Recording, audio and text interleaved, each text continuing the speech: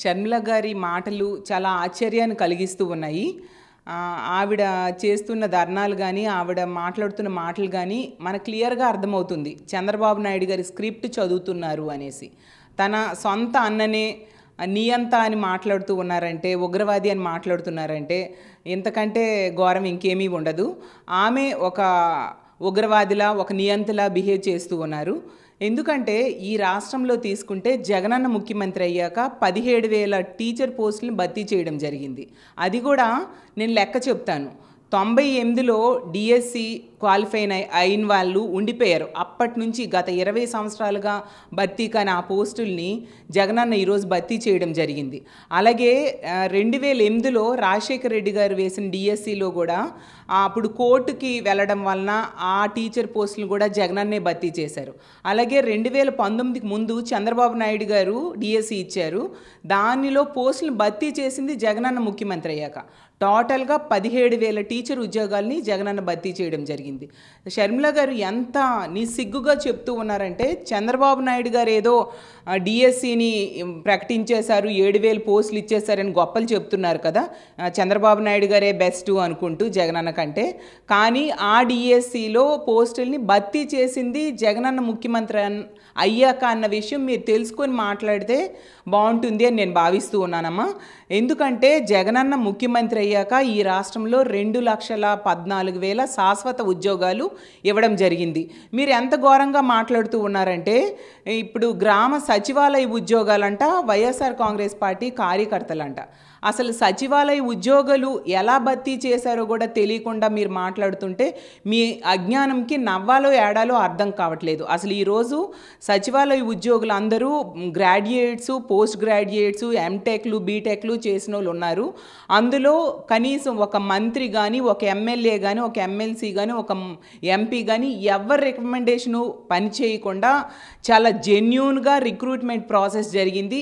అది అక్కడ జాబ్ చేస్తున్న ఎవరిని అడిగినా కూడా చెప్తారు. అంత పారదర్శకంగా రిక్రూట్మెంట్ జరిగింది.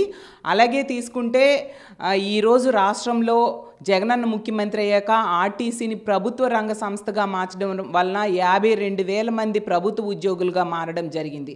అలాగే పోలీస్ కానిస్టేబుల్ ఉద్యోగాలు 6,100 ఉద్యోగాలు ఇవ్వడం జరిగింది. అలాగే కోర్టులో జాబ్స్ 3,200 జాబ్స్ రిక్రూట్ చేయడం జరిగింది. గ్రూప్ 2 పోస్టులని 2 సార్లు రిక్రూట్ చేయడం జరిగింది.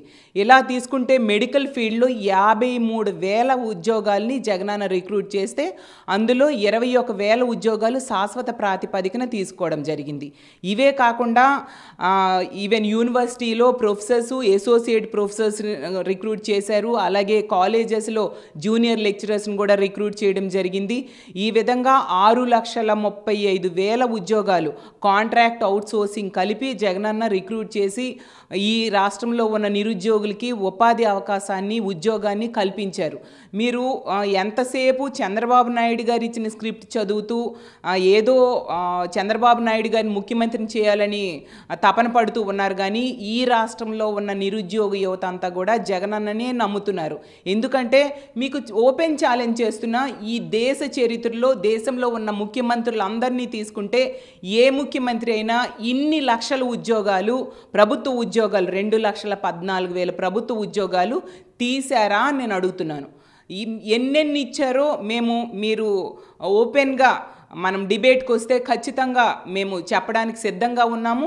ఉద్యోగాలు పొందిన నిరుద్యోగులు కూడా సాక్ష్యం చెప్పడానికి సిద్ధంగా ఉన్నారు. అమ్మ, మీరు చంద్రబాబు నాయుడు గారి స్క్రిప్ట్ చదువుతున్నారు అనడానికి ఒక ఉదాహరణ ఏంటంటే, చంద్రబాబు నాయుడు గారు ఇంటికి ఒక ఉద్యోగం ఇస్తాను లేదా నిరుద్యోగ భృతి ఇస్తానని చెప్పి ఇవ్వలేదు కదా, మరి అతన్ని ఎందుకు ప్రశ్నించట్లేదు?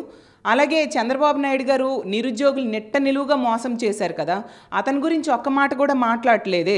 జగనన్న మీద ఆడిపోసుకుంటూ ఉన్నారు కదా, అక్కడే అర్థమవుతుంది మీరు ఎంతగా చంద్రబాబు నాయుడు గారు ట్రాన్స్లో ఉన్నారు అనేసి అర్థమవుతూ ఉంది. అలాగే తీసుకుంటే ఎంతసేపు ప్రత్యేక హోదా విభజన హామీలు అంటున్నారు కదా, అసలు ప్రత్యేక హోదా లేకుండా చేసిందే మీ కాంగ్రెస్ పార్టీ. ఈ రాష్ట్రంలో ఉమ్మడి ఆస్తుల్ని ఆంధ్రప్రదేశ్కి రాకుండా చట్టంలో అవన్నీ పొందుపరచకుండా చేసిందే మీ కాంగ్రెస్ పార్టీ. ఈ రాష్ట్రానికి రాజధాని లేకుండా చేసిందే మీ కాంగ్రెస్ పార్టీ. అలాంటి కాంగ్రెస్ పార్టీ జెండా పెట్టుకొని ఏ మొహం పెట్టుకొని ఈ విధంగా మాట్లాడుతున్నారు? మొన్నటి వరకు తెలంగాణలో ఉండి ఏదో తెలంగాణలో యువతను రెచ్చగొట్టాను అనుకొని అదే తాలూకా స్ట్రాటజీ ఈ ఆంధ్రప్రదేశ్ రాష్ట్రంలో మీరు చేయడానికి ట్రై చేస్తే ఇక్కడున్న నిరుద్యోగ యువత ఎవ్వరూ కూడా నమ్మరు. అలాగే వైఎస్ఆర్ గారి అభిమానులందరూ కూడా మీకు క్షమించరమ్మా.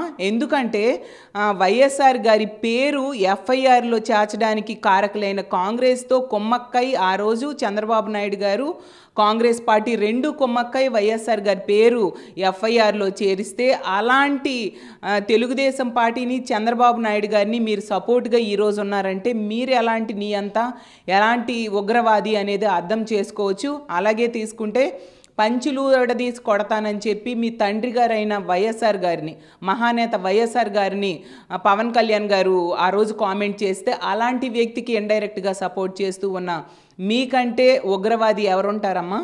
అలాగే తీసుకుంటే వైఎస్ఆర్ గారి పేరుని ఎఫ్ఐఆర్లో చేర్చిన కాంగ్రెస్ పార్టీ జెండాని మోస్తూ ఉన్న వ్యక్తి మీరు. అలాగే వైఎస్ఆర్ గారి గురించి చాలా దారుణంగా పత్రికల్లో రాసిన ఆ రోజు ఏబిఎన్ మనం చూసాం, రాధాకృష్ణ గారు వైఎస్ఆర్ గారి గురించి మహానేత కాదు మహామేత అంటూ ఘోరంగా రాసిన ఏబిఎన్ రాధాకృష్ణ గారి గురించి అతనితో మీరు ఇంటర్వ్యూలు ఇస్తూ అతనితో కొమ్మక్కైన మిమ్మల్ని గురించి ఏం మాట్లాడాలో నాకు అర్థం కావట్లేదు. కాబట్టి మీకు ఫైనల్గా తెలియజేసేది ఏంటంటే ఇలాంటి చౌకబారు విమర్శలు చేస్తే ప్రజలు నమ్మే పరిస్థితి లేదు. ఖచ్చితంగా మీకు తగిన బుద్ధి చెప్పడానికి ప్రజలు సిద్ధంగా ఉన్నారు. మీరు ప్రజలకు ఉపయోగపడేట్టుగా మాట్లాడితే ప్రభుత్వానికి ఏదైనా సలహాలు ఇస్తే బాగుంటుంది. కాబట్టి ఇలాంటి చౌకబారు విమర్శలు మానుకోవాల్సిందిగా కోరుతున్నాను.